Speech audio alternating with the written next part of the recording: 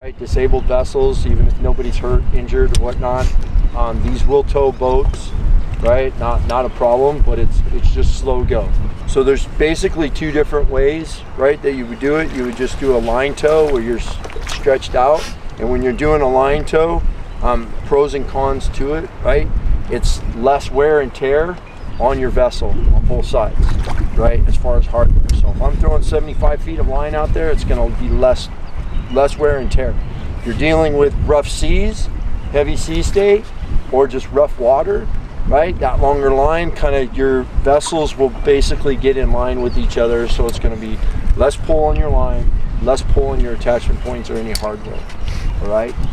Typically when we get into a tight area, a marina or something like that, then we're going to go into what we would call a side tow.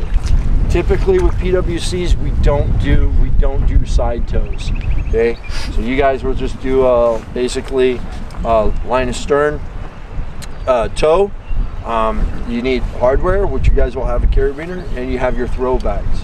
So for this evolution, what you guys will do, you'll have two people on the one ski. You'll be disabled over on that rock bar. You're gonna get basically right in there, and you're gonna throw that throw bag over to the disabled vessel, and then they're gonna make the attachment to that throw bag, right, with the carabiner on their bow ring in the front.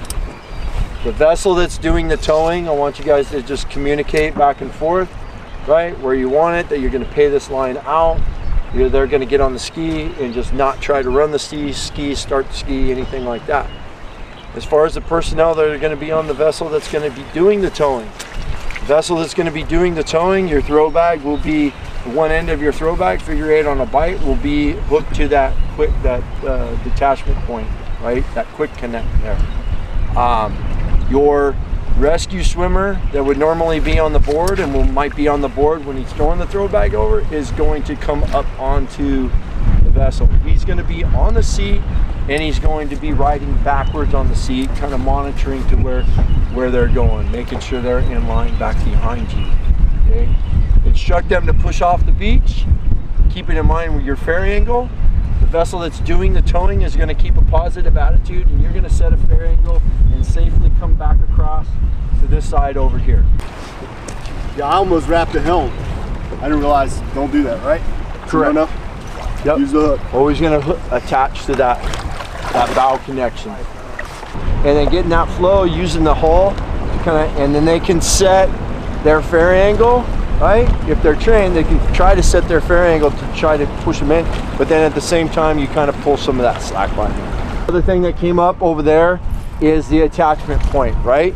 And our attachment points, when we're going to tow, any main attachment points is going to be on that bow there, all right?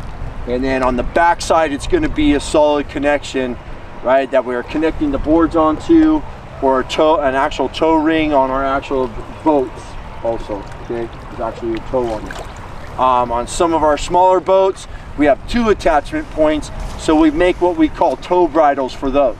If that's what you guys are going to do, then like for us, we have tow bridles. So we have 2 carabiners attached with webbing and a float. That keeps that all above the surface, right, when we're dealing with outboard motors and even jets too.